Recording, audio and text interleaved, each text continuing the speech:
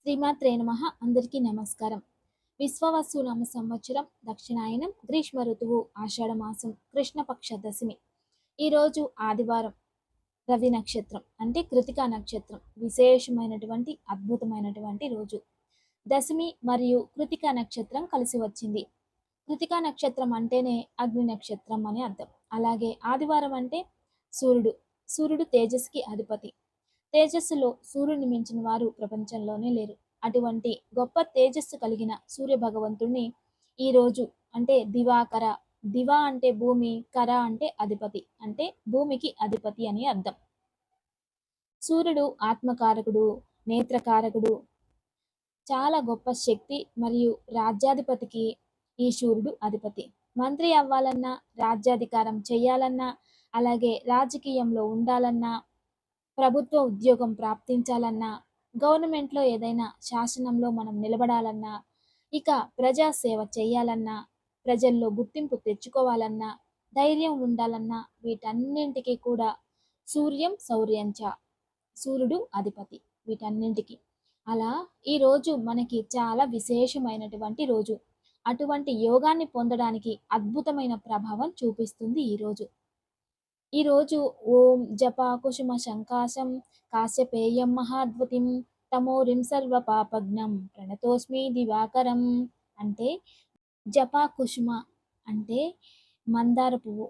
ఈ ముద్ద మందారం ఉంటుంది కదా, అటువంటి ముద్ద మందారం పువ్వు అని అర్థం. ఈరోజు అందరూ కూడా ఓం ఆదిత్యాయ నమః అనే నామాన్ని జపించి సూర్య అనుగ్రహాన్ని పొందుదాం. మంత్రబలంలో చక్కగా ఓం ఆదిత్యాయ నమః, ఓం ఆదిత్యాయ నమః, ఓం ఆదిత్యాయ నమః అని అందరూ కూడా ఈ నామాన్ని చక్కగా జపించండి. సూర్యానుగ్రహంతో పాటు మనకి పాపము దహించబడుతుంది. అంతేకాదు విశేషంగా సూర్య ఆరాధన చేయడం వలన మనకి ఆత్మకారకుడు కాబట్టి తృప్తిగా ఉంటుంది, ఆత్మ తృప్తిగా ఉంటుంది. అప్పుడు ఆత్మ తృప్తిగా ఉన్నప్పుడు చక్కగా హాయిగా తృప్తిగా బ్రతకవచ్చు. ఆత్మక్షోభ అనేది ఉండదు. మరియు విద్యాభ్యాసంలో ఉన్నత శ్రేణికి, ఉన్నత అధికారాన్ని పొందాలన్నా, ఉన్నత శిక్షణ అధికారం పొందాలన్నా మనకి సూర్య అనుగ్రహం కావాలి. కాబట్టి ఈరోజు సూర్యుడిని పూజించండి. ఈరోజు చాలా శక్తివంతమైన విశేషమైనటువంటిది. సూర్యుని మనం ఎంత పూజిస్తామో సాక్షాత్ శ్రీరాముల వారే సూర్యారాధన చేసేవారు ప్రతిరోజు. యుద్ధకాలంలో విశేషంగా ఆదిత్య హృదయ స్తోత్రాన్ని చదివి బ్రహ్మహత్య దోషం పోగొట్టుకొని విశేషంగా యుద్ధం చేసి జయించారు అనేది మనకి ఆదిత్య హృదయ స్తోత్రం సారాంశంలో మనకి లభిస్తుంది. అలా ఎంతో శక్తివంతమైన సూర్య భగవంతుడు ఈ భూమి నుంచి ఎంత దూరం, ఎన్ని మైళ్ళ దూరం ఉంటాడో మనకి ఆలోచించాల్సిందే. అయితే సూర్యుడి గురించి కొంచెం తెలుసుకోవాలంటే ప్రతి రాశికి ఒక్కొక్క నెల 12 నెలలుగా ఉంటుంది. అప్పుడు ఒక సంవత్సరం అవుతుంది 12 నెలలు కలిపితే. ఇది విశేషంగా సూర్యుడు తీసుకునే కాల వ్యవధి. అంటే చక్కగా ఒక ప్రదక్షిణ, భూమి మొత్తం ఒక ప్రదక్షిణ తన కక్షలో వేసి తను మళ్ళీ తన ప్లేస్కి రావడానికి ఒక సంవత్సరం ఎలా అయితే ఉంటుందో అలా ఈ యొక్క సూర్యునికి సంబంధించినట్టుగా కిరణాలు భూమికి ఎలా వస్తాయి, ఎంత వేగంగా వస్తాయి. మరియు పితృకారకుడు సూర్యుడు. పితృని పూజించడం వలన మనకి పితృదేవతలను పూజిస్తే సూర్యుడు అనుగ్రహిస్తాడు. సూర్యదేవుని ఆరాధన చేస్తే పితృదేవతలు అనుగ్రహిస్తారు. ఇటువంటివి ఎన్నో విషయాలు సూర్యునికి సంబంధించినవి ఉన్నాయి. కానీ ఆరోగ్యకారకుడైన సూర్యుడు మనకి విశేషంగా ఎర్ర చందన పూసలు ఉంటాయి కదా, అవి వేసుకుంటే దీర్ఘకాలిక వ్యాధులు దూరం అవుతాయి, సూర్య అనుగ్రహం ప్రాప్తిస్తుంది. అంతేకాకుండా ఎర్ర చందన మాల మనం ధరించడం వలన ఖచ్చితంగా మనకి అది కాపర్లోనే వేసుకోవాలి. దాని లోహం ఏది? సూర్యునికి సంబంధించిన లోహం కాపర్, అంటే రాగి, అంటే తామ్రము అంటాం, రాగి అంటాం, కాపర్ అంటాం. ఆ కాపర్లో ఈ యొక్క ఎర్ర చందన పూసల మాల తయారు చేయించి దాని మెడలో సర్వదా వేసుకోవడం వలన పర్టికులర్గా రాజకీయవేత్తలు వేసుకోవచ్చు, రాజకీయంలో ఉన్న వ్యక్తులు దీన్ని ధరించవచ్చు. చాలామంది దీర్ఘకాలిక వ్యాధితో ఉన్నవారు దీన్ని ధరిస్తే చాలా మంచిది. చర్మ వ్యాధితో ఉన్నవారు ధరించినా మంచిది. ప్రభుత్వ ఉద్యోగం కావాలని ప్రయత్నించే వారు ధరించడం చాలా మంచిది. విశేషంగా ఎర్రచందనమాల మరియు ఉన్నత అధికారము, ప్రమోషన్స్ ప్రభుత్వ ఉద్యోగంలో ఉన్నవాళ్ళు ధరించడం మంచిది. మరియు పబ్లిక్ సర్వీస్ చేసేవాళ్ళు మెడలో వేసుకోవచ్చు. దీని వలన ఎన్నో ఉపయోగాలు ఉన్నాయి. ఎన్నో మంచి జరుగుతాయి. మరియు పోటాపోటీ అంటాం కదా! ఎప్పుడు పోటీ చేస్తే ఇలాంటి వాళ్ళు ధరిస్తే మంచిది. కానీ ఎర్ర చందనం మాల మెడలో ఉంటే సర్వదా విజయాల మాల మన మెడలో ఉన్నట్టే అని అర్థం. కానీ ఈరోజు మంచి మాట ఏంటంటే, జీవితంలో ఏకాగ్రతకి మించిన గొప్ప ఆయుధం ఇంకొకటి ఉండదు. ఏకాగ్రతే గొప్ప సాధన. ఆ ఏకాగ్రతతో ఏది చేసినా అది సక్సెస్ అవుతుంది. ఏకాగ్రత అర్జున ఏకాగ్రత అంటాం. అప్పుడప్పుడు అర్జున ఏకాగ్రత అంటే విశేషంగా అర్జునుడు ఈ ఒక మత్స్యకన్నుని ఛేదించే సమయంలో అతను నీటిని చూసి మత్స్యకన్నుని అదే చేప కన్ను ఏదైతే ఉంటుందో అది బాణంతో కొట్టాడు. అంటే ఎంత ఏకాగ్రత ఉంటే అటువంటి విద్య ప్రాప్తిస్తుంది కదా! అటువంటి విద్యని అర్జునుడు అద్భుతంగా పొందాడు. అందుకే అప్పుడప్పుడు అర్జునుడిని అంటూ ఉంటారు. ఏమనంటే ఏకాగ్రతలో అర్జునుడిలాగా ఉండాలి అని. అయితే అన్ని సార్లు అందరినీ మనం అన్ని విధాలుగా స్వీకరించలేం. అయితే ఏకాగ్రతకి సంబంధించినట్టుగా మనం ఒక చిన్న విషయాన్ని తెలుసుకుందాం.